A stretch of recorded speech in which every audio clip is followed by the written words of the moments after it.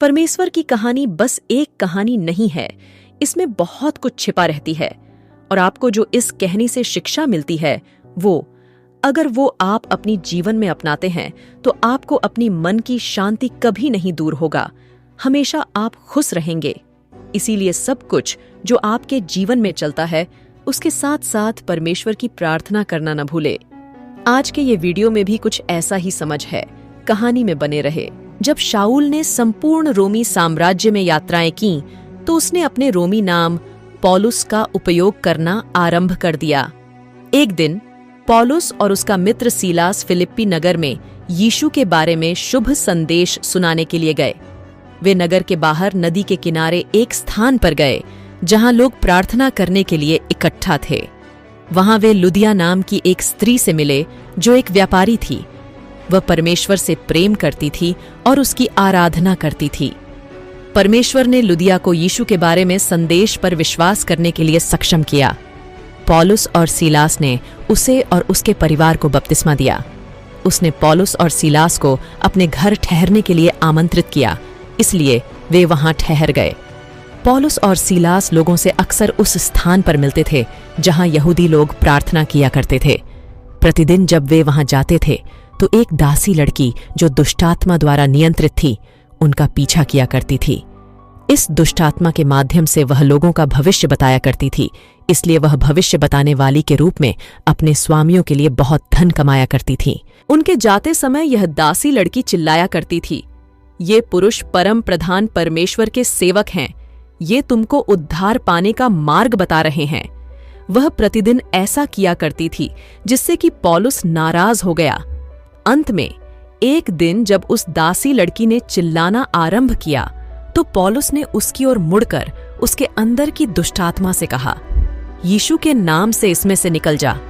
उसी समय उस दुष्टात्मा ने उसे छोड़ दिया। उस दासी लड़की के स्वामी बहुत क्रोधित हो गए। उनको मालूम हो गया कि बिना उस दुष्टात्मा के वह दासी लड़की लोगों को भविष्य नहीं बता सकती थी। इसका अर्थ था कि लोग अब उसके स्वामियों को पैसा नहीं देंगे कि वह उनको भविष्य बताए कि उनके साथ क्या होगा। इसलिए उस दासी लड़की के स्वामी पौलुस और सीलास को रोमी अधिकारियों के पास ले गए। उन्होंने पौलुस और सीलास को पीटा और फिर उनको बंदी गृह में डाल दिया।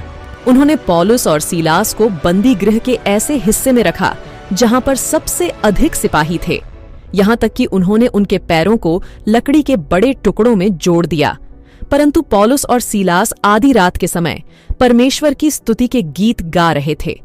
अचानक से एक भयानक भूकंप हुआ। बंदी गृह के सारे द्वार खुल गए और सारे कैदियों की जंजीरें खुलकर गिर गईं। तब दरोगा जाग गया। उसने देखा कि बंदी गृह के द्वार खुले हुए थे।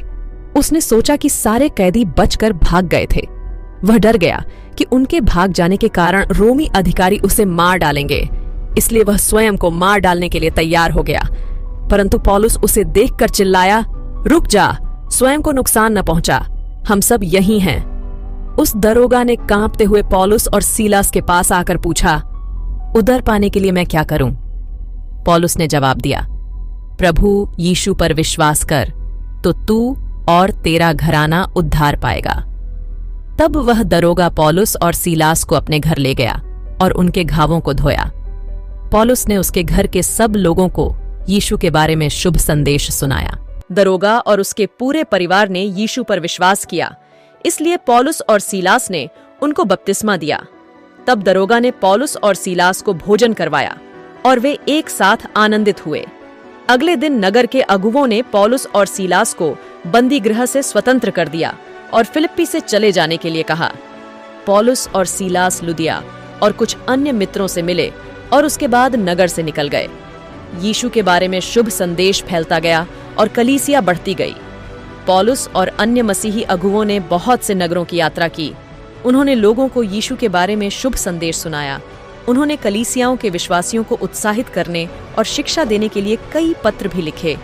इनमें से कुछ पत्र बाइबल की पुस्तकें बन गए। आज की कहानी में आपको क्या शिक्षा मिले? कमेंट में बताएं। और एक बात याद रखिए कि प्रभु सबको प्यार करते हैं।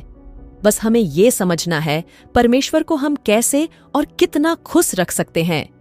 ईश्वर को दर्शन आसान तो नहीं है, पर जो कोई भी उन पर भरोसा करते हैं और विश्वास करते हैं, वो उनके पास से कभी दूर नहीं जाते।